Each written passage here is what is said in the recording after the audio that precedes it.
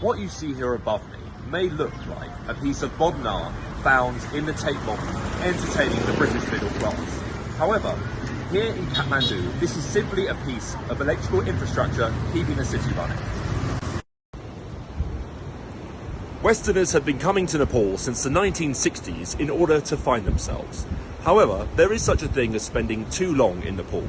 If you find yourself wearing parachute trousers or having thoughts about growing dreadlocks, you may be one of these people, and it may be a time to book a flight back home and consider seeking employment.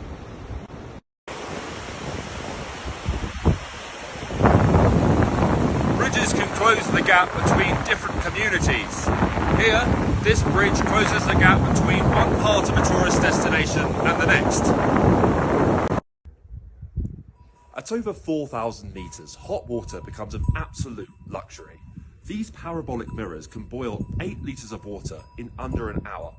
Although they're completely carbon neutral and cost-free, they're not going to be quite enough for my bubble bath this evening.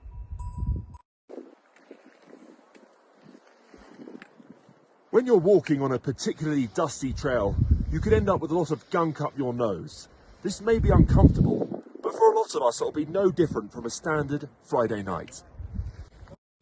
Porters are undoubtedly the hardest workers on the mountain. They really take the load off of climbers like myself, so the only thing I have left to carry is the crushing weight of my own privilege. Yaks form the superhighway of the mountain, carrying everything from medical supplies to food.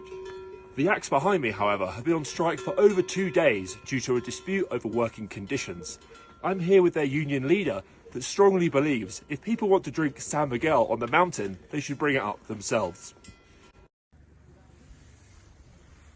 A good pair of walking boots can take you all over the world and often have stories attached to them. Once, while I was being dumped, an ex said to me, "Ryan, we're just so different. You don't even own a pair of walking boots."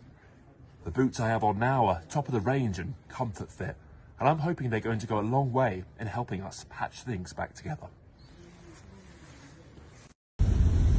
Wearing a seatbelt in Kathmandu is a bit like recycling in the UK.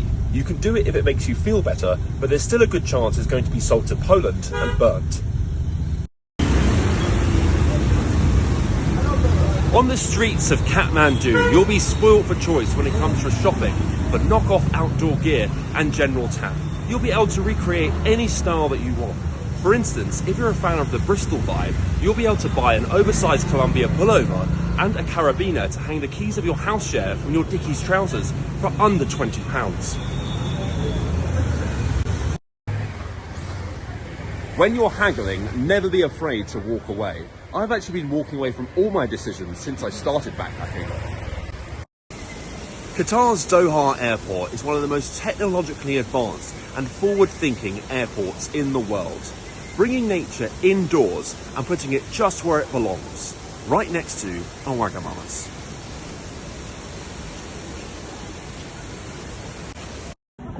Now that you're back in civilization, it's time to swap the Merino Raw Snood for a stainless steel chain.